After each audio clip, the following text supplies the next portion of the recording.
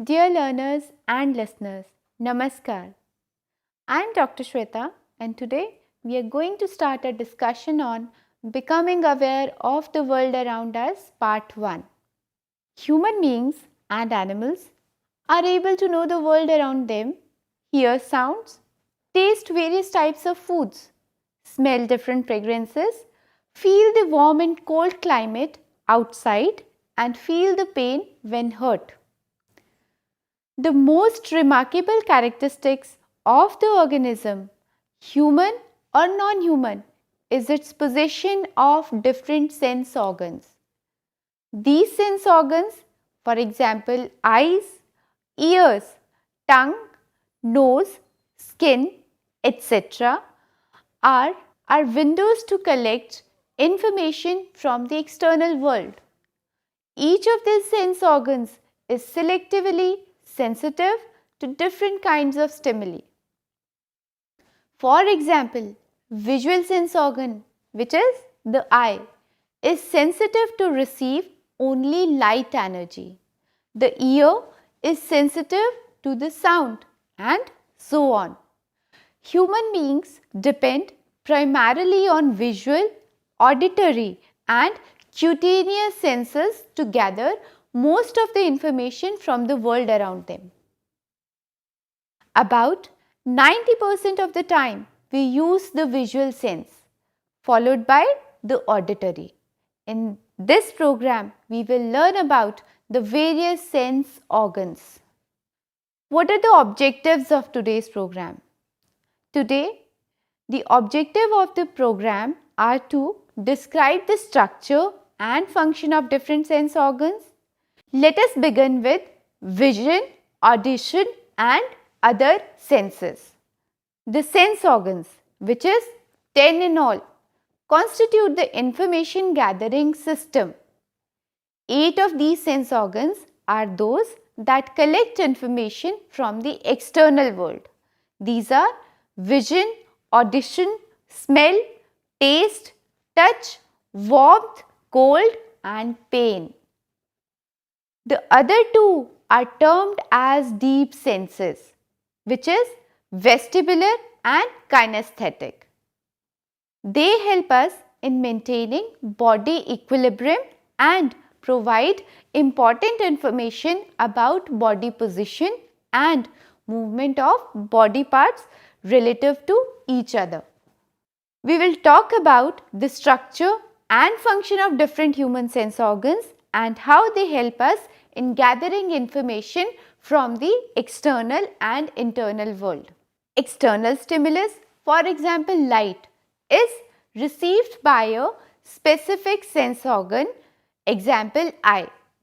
Within a sense organ are the specialized receptors that transform the physical energy into neural signals, and this process is known as transduction, which are then transmitted to the specific areas in the brain. The pattern of neural activity is recognized by the brain. In other words, the physical energy, which is information, is received by specific sense organ. The sense organ preprocesses, that is encodes the information, and the encoded information is transmitted to specific areas in the brain where encoded message is decoded and further processed, which leads to perception. Let us do one exercise. Do you know sensory adaptation? Do you know that on continued stimulation, the awareness of sensation involved diminishes or fades out completely? For example, if we sit in a room in which some fragrance has been sprayed, initially we become aware of that fragrance, but after sitting for some time, the sensation diminishes or completely fades out. This process is known as sensory adaptation. That means our senses have adapted to the smell. All sensory systems display adaptation. The sense of touch and smell adapt quickly, whereas sense of pain adapts slowly. On the other hand, the process is very different in visual modality. That is, if you keep looking at one object, the object does not fade or vanish, as is the case with other senses. This is possible because the eyeball, due to very fast tremors, keeps shifting image from one set of receptors to others. Different type of adaptations takes place in the visual modality called light and dark adaptation. Let us come to the first sense, which is vision. The most developed and most frequently used sense organ in human beings is vision. More of the brain is devoted to mechanisms for vision than to any other sense. Vision dominates over the information received from other senses. For example, what we see has more importance than what we hear. In our day-to-day transactions within the external world, we make the use of vision much more than all the senses combined, about 90% of the time. Physical nature of the stimuli. As discussed earlier, each of the different sense organs is sensitive to specific physical stimulus called adequate stimulus. For example, tactile sense, which is touch and pressure, is sensitive to touch or pressure upon body's skin surface. Similarly, the eyes are only sensitive to photopic stimulation. Photopic is light, that is the electromagnetic energy. The light waves activate the visual receptors, which are called the rods and the cones. The eyes receives light reflected from objects in the world, and from this we perceive color, shape, depth, texture, etc. The visible spectrum for human eye ranges just below 400 nanometer. Nanometers, or you can say millimicrons, to about 750 nanometer. Even within this visible spectrum, human eye is not uniformly sensitive to all the wavelengths. Let us talk about the structure of the eye. Each eye is about 25 mm in diameter and weighs about 7 grams. The human eye consists of 4 major parts. That is, what is there in the structure of eye is first the cornea, the iris, the lens and the retina. Let us discuss how the light is processed. Light rays enter the eye through cornea, the transparent covering in front of the eye. The cornea is sharply curved. It focuses the light rays on the retina. Behind the cornea is the pupil that appears black. The amount of light that enters the pupil is regulated by the iris, a ring of muscle whose pigmentation gives the eye its color, which can be brown, blue, etc. The iris contracts and dilates reflexively and regulates the amount of light that reaches the retina in accordance with brightness conditions outside. Iris also allows the light to adapt as light levels change. For example, when we enter a dark room, the iris dilates the pupil so that more light can enter the eye, and when we step out from the dark room into bright sunlight, the iris constricts the pupil to reduce the amount of light entering the eye. After passing through a small aperture which is pupil. The light rays pass through a transparent structure called lens. The ciliary muscles attached to the lens modify its curvature to focus light, which is accommodation on the retina. The process of adjusting the lens in accordance with distance so that the image of the external object is focused on the retina is called accommodation. Similar to the focusing in the camera. The transparent cornea in front and the stuff sclera surrounding the retina of the eye serve to protect it from injury and to maintain its shape. The choroid is the middle layer of dark material richly supplied with blood vessels.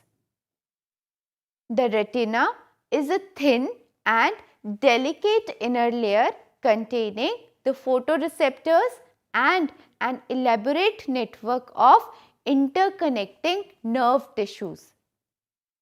Retina is the most important part of the eye.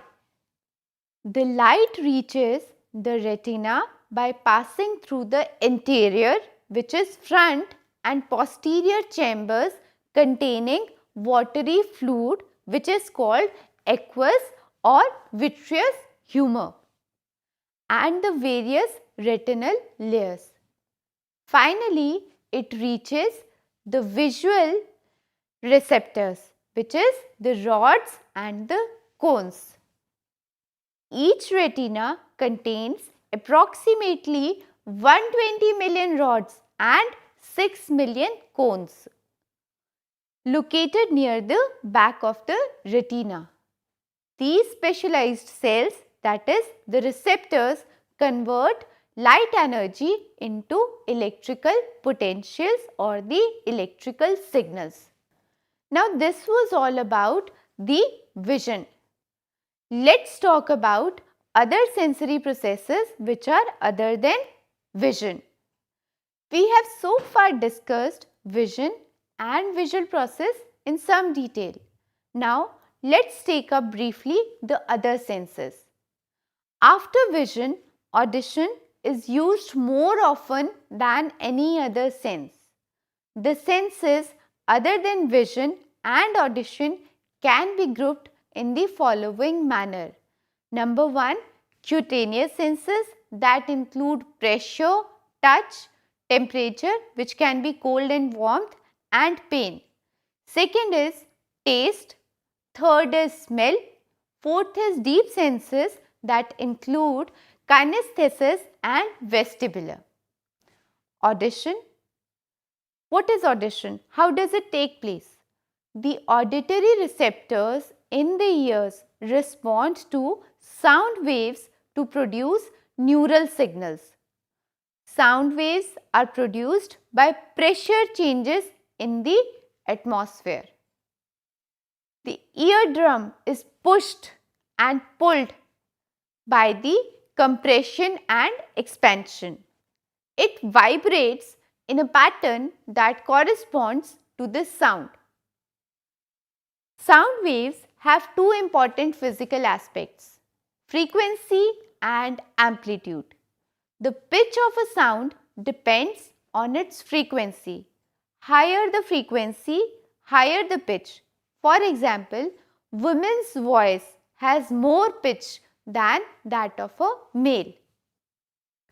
Frequency is expressed in units that are called hertz and are represented by capital H and small z. Young people can hear sounds with frequencies ranging from 20 Hz to 20,000 Hz, with maximum sensitivity in the middle region. With age, the audible range is reduced, especially on the high frequency side. The intensity depends upon the amplitude.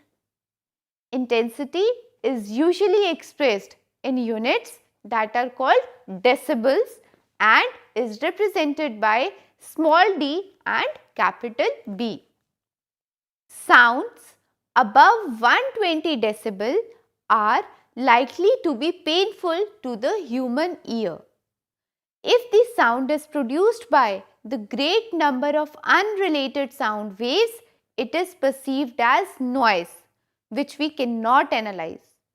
The sound you hear from a jet aircraft engine or your pressure cooker is called white noise. Let us know something about the structure of the ear. The ear has three major divisions. The outer ear, which consists of pinna and auditory canal. The middle ear consisting of eardrum, and the inner ear, which is formed by three small bones called ossils, namely malleus hammer, incus, which is also known as anvil, and stapes, known as stirp also. The vibration of the oval window creates waves in the fluid that fills the cochlea. As the wave travels through the cochlear fluid, the hair cells bend to and fro.